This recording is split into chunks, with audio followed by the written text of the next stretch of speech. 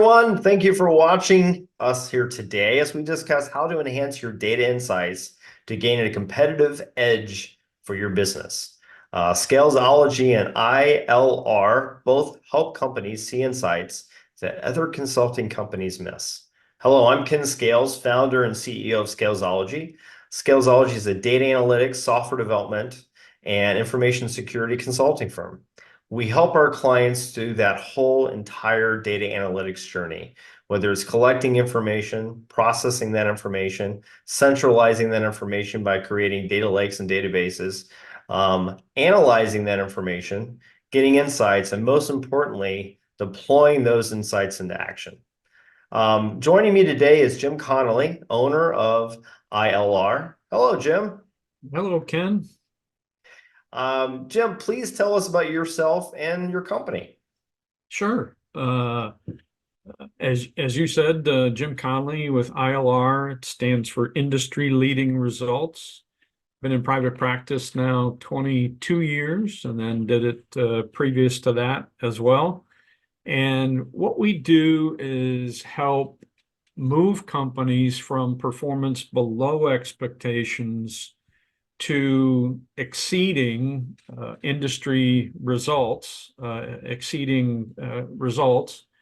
and using human behavior science. And what we find, speaking of data analytics and analyzing data, and what we find is that there are hidden and overlooked insights in human behavior science that can really help companies improve employee, team, leader, and company performance, sometimes pretty dramatically. So it's funny because we've talked about doing this podcast together for about 3 years. And then because we realize that we help our clients with similar pain points, but in different ways. And I think our first conversation, if I remember back, was centered around the book we both read, and it became a movie called Moneyball. And the story of the Oakland A's in that book still relates to businesses you and I work with today. Absolutely. Yeah. And what's interesting about the story of Moneyball, it's a very thick book and a long movie. But if I can just kind of net it out to one paragraph, what the Oakland A's did, this is a true story from 2002. What the Oakland A's did in 2002 was outperform most of the other baseball teams, but they did it with a payroll that was 1/3 the size of most other teams. How can a little guy outperform all the big guys, right? But they did exactly that. And teams had all the data. All 30 teams had all the data they needed to do what the Oakland A's did, except that it came in a paperback book published each year. And maybe something on page 43 is an insight that would have been helpful if you compared it to something on page 82. But there was really no way to put those data insights together to go, aha, we've discovered something. But that's exactly what the Oakland A's did. They typed in all of this data and started to manipulate the data, analyze the data to say, are there factors that are more predictive of winning baseball games than home runs and RBIs? Because for 100 years, we knew that home runs and RBIs are the best way to win baseball games. And in 2002, the Oakland A's proved in the entire industry of baseball wrong. They found factors that were far more predictive of winning baseball games. So when they started applying those insights, they were able to win games And they did it again with a payroll that was 1/3 the size of their competitors.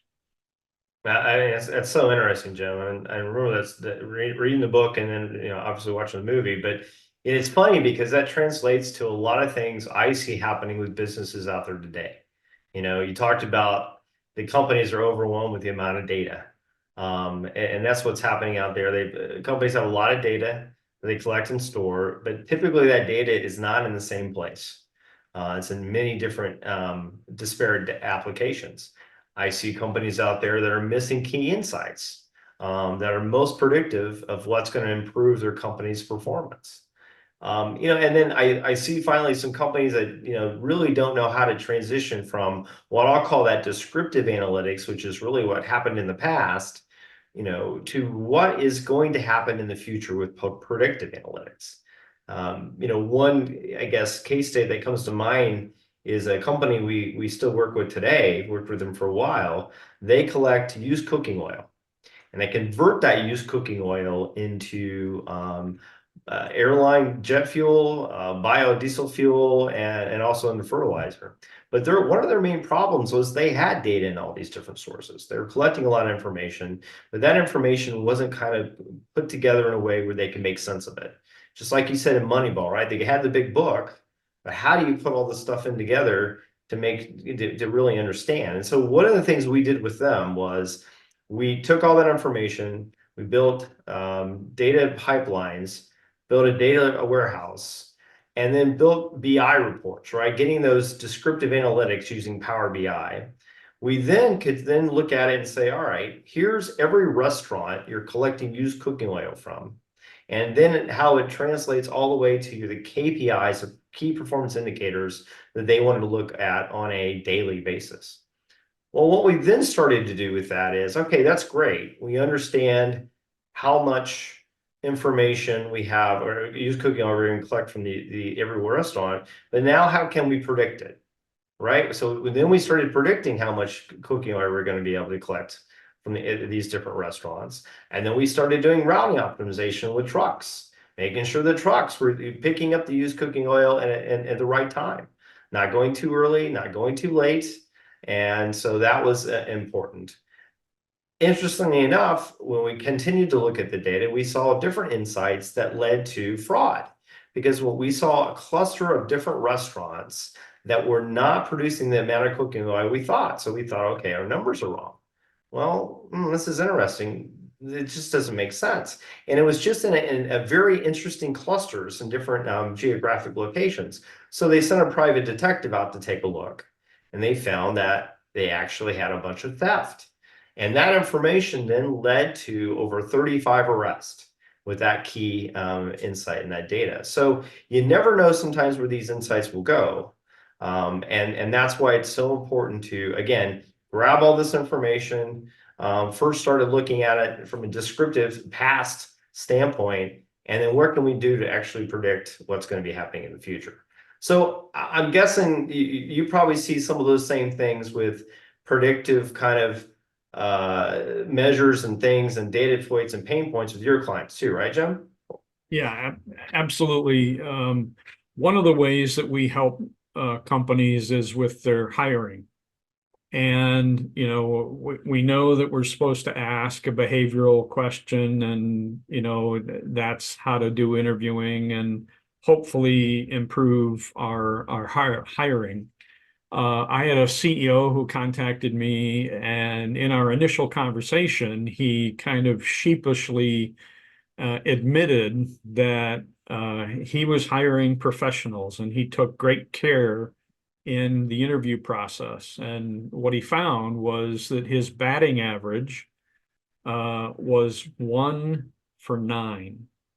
He hired one person who turned out to be successful, and then 8 people who failed, who washed out, who were not successful. So his batting average was 1 for 9. We were able to apply data analytics from human behavior science. What factors are more predictive or most predictive of on-the-job performance than what most people are using today, using behavioral interviewing. And so we were able to equip him and his people, his hiring people, and together we worked together, and we improved their batting average from for 9 to 6 for 6. For a Wow. 3-year period, the 6 people that they hired 3 years later were there and were successful. So what ILR does is that we use behavior science insights to help companies set record-setting results. Because when you see those insights and you apply them, your performance improves. And we're helping them improve the performance of their employees, their teams, their leaders, and the entire company. So Ken, it sounds like that we help our clients with similar problems, but with different methods, different approaches. What do you think is the key, maybe takeaway for today? Mm. I would say, probably the key takeaway from my point of view here is that, a lot of companies, like I said, are collecting information. A lot of them are, maybe they have some of the reports, but if they're not using those insights and deploying them into action, then they're not really, it's just a science experiment. And so, one of the things, I guess, the key takeaway I get from this is, number one, you've got to start somewhere. You got to collect all this information that you're trying to collect, but and get those reports out. But at the end of the day, if you're not going to actually follow through with these data insights and deploy it in a way that you're taking, making decisions based on these insights, then again, it's just a science experiment, and it's not going to do you any good. But what about you, Jim? What's some of the key takeaways from this conversation? Yeah, very, very similar. It's companies have the opportunity not to overlook data insights that are actually hidden, but what I call hidden in plain sight. If you analyze the data, you'll find the insights. And if you find the insights and apply them and your competitors don't, you start to build a real competitive advantage that will leave your competitors wondering, oh my God, what happened? We used to be first and now we're third. And companies have these insights that are there for the taking, that all they'd have to do is reach out and from a people perspective, but also from a data management perspective, and apply those insights and see better results. Yeah, I totally agree with you. So, I mean, what's the next steps then for our folks? How do they get a hold of you there? Yeah. So we've got a slide. Let's put up the slide, and this is contact information for both Ken and I. And quickest way to get a hold of me, learn more about what I do, is industryleadingresults.com. You can see my phone number and email there also. But that's if I can answer any questions or talk about your particular situation, no cost, no obligation, and be glad to do that. Same here. I've got it's Jim. You mentioned Jim. I've got my information on the screen here. Same thing. If one of the things that we have scaling sessions, so if anyone's interested in really just having a conversation, I call them scaling sessions, but we're going to brainstorm a little bit about what it can do for your organization, right? What data you have out there, what data assets you have. What are some key ways that perhaps we can help you really get those data insights that's going to make the difference for your company and really make something special, right? Make something grow, be competitive. So with that, Jim, I just want to thank you for having this conversation today. We've had a lot of fun, as we always do. Yeah, absolutely, Ken. Thanks. And for everyone out there, thank you for listening. And we hope you've gotten some value out of today. And Jim, we're going to have to do this again. Absolutely. That'd be great. All right. Thanks, everyone. We'll see you later.